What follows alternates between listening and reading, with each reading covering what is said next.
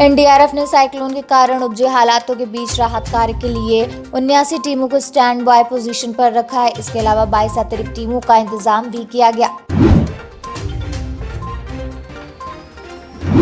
महानायक अमिताभ बच्चन ने रविवार को कहा कि उन्होंने पोलैंड से गुरुद्वारा रकाबगंज स्थित कोविड-19 केंद्र के लिए 50 ऑक्सीजन सांद्रक की पहली खेप का ऑर्डर दिया था, जो कल नई दिल्ली पहुंचेगी।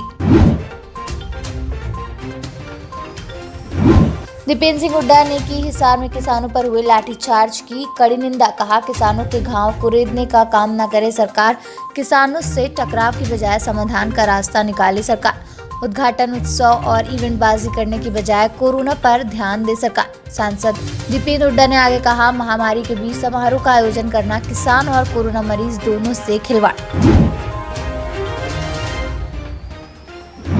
मुंबई, दिल्ली जैसे बड़े शहरों में होने वाले रेव पार्टियों की तरह अब उत्तर प्रदेश की राजधानी लखनऊ में भी नाइट पार्टियों के दौरान युवा पीढ़ी ड्रग्स का सेवन करने लगी है। इसका खुलासा तब हुआ जब एसटीएफ ने लखनऊ के चिन्हट इलाके से एक अंतर्राज्यीय ड्रग्स तस्कर को गिरफ्तार किया। ये तस्कर दिल्ली में ड्रग्स मंगवाकर लखनऊ की नाइट पार्टियों में बेचता था।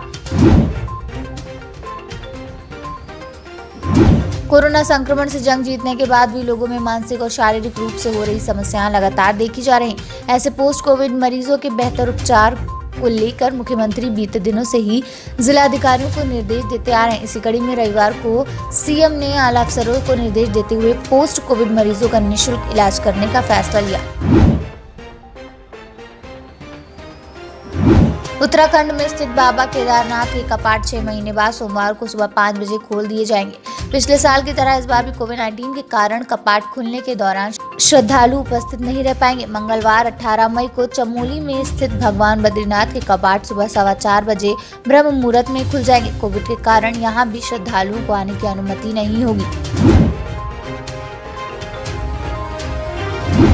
पश्चिम बंगाल के राज्यपाल जगदीप धनखड़ ने राज्य की नवनिर्वाचित तृणमूल कांग्रेस सरकार को मुझे अपनी संवैधानिक शक्तियों का उपयोग करने के लिए मजबूर नहीं करने की चेतावनी दी।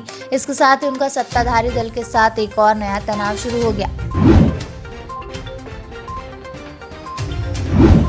महान क्रिकेटर सचिन तेंदुलकर ने रविवार को कहा कि अपने 24 साल के करियर के एक बड़े हिस्से को उन्होंने तनाव में रहते हुए गुजारा और वो बाद में इस बात को समझने में सफल रहे कि मैच से पहले तनाव खेल की उनकी तैयारी का एक महत्वपूर्ण हिस्सा था। महाराष्ट्र के मुख्यमंत्री उद्धव ठाकरे ने पारिवारिक चिकित्सक के रूप में अपनी सेवा दे रहे डॉक्टरों से रविवार को कोविड-19 के खिलाफ लड़ाई में राज्य का साथ देने तथा घर में पृथकवास में रह रहे अपने मरीजों को सही उपचार परामर्श देने की अपील की।